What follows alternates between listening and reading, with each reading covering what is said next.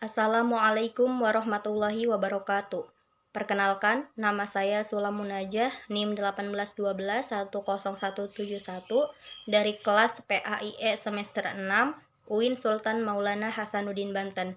Di sini saya akan sedikit memaparkan materi mengenai pemetaan kompetensi atau kompetensi mapping atau scanning mata pelajaran fikih MA kelas 11 semester ganjil. Yang A, mengorganisasikan peta kompetensi untuk satu semester. Kompetensi inti 1, menghayati dan mengamalkan ajaran agama yang dianutnya. Kompetensi inti 2, menghayati dan mengamalkan perilaku jujur, disiplin, santun, peduli, bertanggung jawab, responsif, dan proaktif dalam berinteraksi secara efektif sesuai dengan perkembangan anak di lingkungan keluarga, sekolah, masyarakat, dan lingkungan alam sekitar, bangsa, negara, kawasan regional, dan kawasan internasional. Kompetensi inti 3, memahami, menerapkan, dan menganalisis pengetahuan faktual, konseptual, prosedural, dan metakognitif berdasarkan rasa ingin tahunya tentang ilmu pengetahuan, teknologi, seni, budaya, dan humaniora dengan wawasan kemanusiaan, kebangsaan, kenegaraan, dan peradaban terkait penyebab fenomena dan kejadian, serta menerapkan pengetahuan prosedural pada bidang kajian yang spesifik sesuai dengan bakat dan minatnya untuk memecahkan masalah.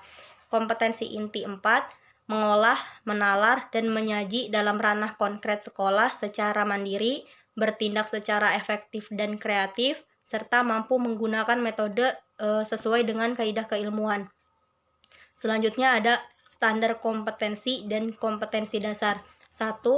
Memahami ketentuan hukum Islam tentang jinayah dan hikmahnya.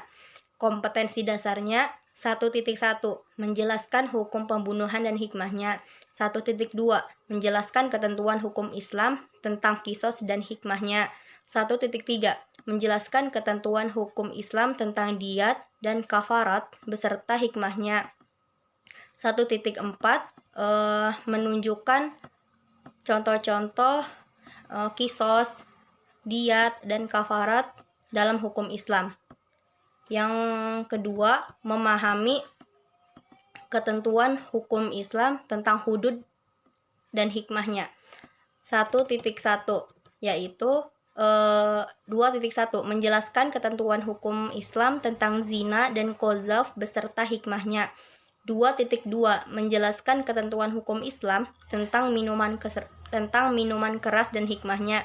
2.3, menjelaskan ketentuan hukum Islam tentang mencuri, menyamun, dan merampok beserta hikmahnya. 2.4, menjelaskan ketentuan hukum Islam tentang bugot beserta hikmahnya.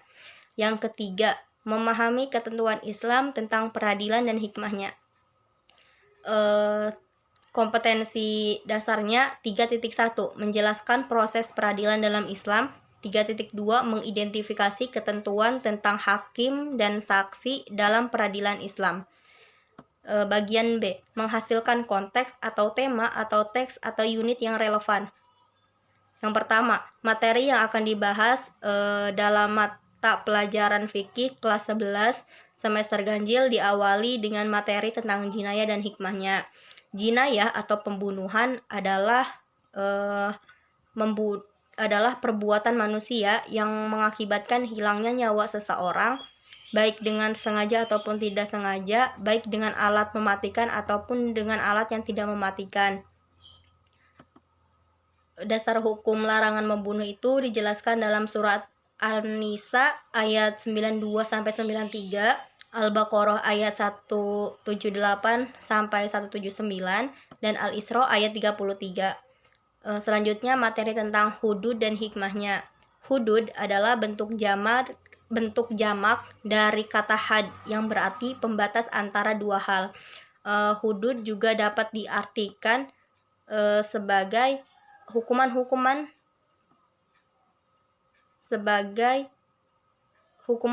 tertentu yang telah ditetapkan Allah sebagai sanksi hukum terhadap pelaku tindak kejahatan selain pembunuhan dan penganiayaan. Tujuan inti dari hudud yaitu untuk mewujudkan kemaslahatan manusia. Yang pembahasan selanjutnya yaitu tentang peradilan dan hikmahnya. Peradilan dalam pembahasan fikih diistilahkan dengan kodo yang memiliki arti memutuskan, menyempurnakan, dan menetapkan. Secara terminologi, peradilan adalah suatu lembaga pemerintah yang ditugaskan untuk menyelesaikan atau menetapkan keputusan perkara dengan adil berdasarkan hukum yang berlaku. Fungsi peradilan itu sendiri, yang pertama, menciptakan ketertiban dan ketentraman masyarakat. Yang kedua, mewujudkan keadilan yang menyeluruh bagi seluruh lapisan masyarakat. Yang ketiga, melindungi jiwa, harta, dan kehormatan masyarakat. Yang keempat, mengaplikasikan nilai-nilai amal ma'ruf nahi mungkar dengan menyampaikan hak kepada siapapun yang berhak menerimanya. Bagian C, mengembangkan perencanaan dalam beberapa konteks, tema, atau teks atau unit yang relevan. Yang pertama itu tujuan pembelajaran. Setelah mengikuti materi tentang jinayah dan hikmahnya melalui model active learning dengan metode ceramah serta inquiry, peserta didik itu dapat menjelaskan pengertian hukum pembunuhan dan hikmahnya, membaca literatur fikih tentang pembunuhan, melakukan refleksi atas aturan Islam tentang larangan pembunuhan, dapat menyimpulkan tentang hukum pembunuhan dan hikmahnya, serta dapat menerjemahkan dalil dan membaca dalil-dalil tentang pembunuhan. Ada kegiatan pembelajaran. Yang pertama itu materi memahami ketentuan Islam tentang jinayah dan hikmahnya. Uraian kegiatan. Yang pertama, kegiatan awal dengan alokasi waktu 10 menit. Guru mengucapkan salam dan meminta salah satu peserta didik untuk memimpin doa. Guru memperkenalkan diri, dilanjutkan dengan mengenal peserta didik melalui absen. Yang ketiga, guru menjelaskan tujuan mempelajari materi serta kompetensi yang akan dicapai. Yang terakhir, guru menjelaskan langkah-langkah pembelajaran yang akan dilaksanakan. Kegiatan inti dengan alokasi waktu 60 menit. Peserta didik menyimak penjelasan guru tentang pembunuhan. Peserta didik memberikan tanggapan hasil penjelasan guru tentang pembunuhan. Peserta didik bertanya jawab tentang slide yang tidak dipahami atau yang belum dipahami. Yang selanjutnya, masing-masing kelompok berdiskusi tentang materi pembunuhan. Yang terakhir itu, peserta didik melalui kelompoknya membuat peta konsep tentang ketentuan jinayah serta memaparkan mind mapping itu di depan kelas. Kegiatan akhir dengan alokasi waktu 10 menit. Yang pertama, guru mengadakan refleksi hasil pembelajaran. Guru mengajak peserta didik menyimpulkan bersama materi pembelajaran. Guru mengadakan tes, baik itu secara tulis maupun lisan. Guru memberikan pesan-pesan moral terkait dengan sikap keimanan dan sosial. Guru memberikan tugas mandiri atau individu. Guru menjelaskan secara singkat materi yang akan dipelajari pada pertemuan berikutnya. Dan yang terakhir, guru mengajak berdoa serta berjabat tangan dan pulang. Alokasi waktunya 2 kali 40 menit satu pertemuan.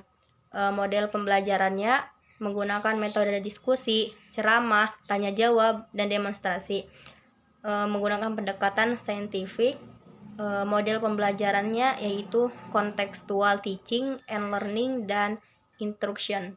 Media dan alat pembelajaran. Medianya itu laptop dan infocus, LCD, proyektor atau slide presentasi atau PPT. Alat dan bahannya itu penggaris, spidol, papan tulis, sumber belajar, buku fikih, pegangan siswa Kemendag 2014, buku fikih pedoman guru Kemendag 2014, buku-buku yang menunjang yang relevan, internet, dan juga LKS. Yang terakhir itu bagian D, mengembangkan ide-ide pembelajaran. Yang pertama, membuat pembelajaran yang kreatif, menggunakan audio dan video. Pembelajaran dilakukan di luar kelas, guru itu membuat forum diskusi untuk memberikan siswa agar dapat mengungkapkan pemikiran mereka, melibatkan games atau permainan, dan yang terakhir membuat komunitas belajar. Mungkin hanya itu yang bisa saya sampaikan. Kurang lebihnya mohon maaf. Wassalamualaikum warahmatullahi wabarakatuh.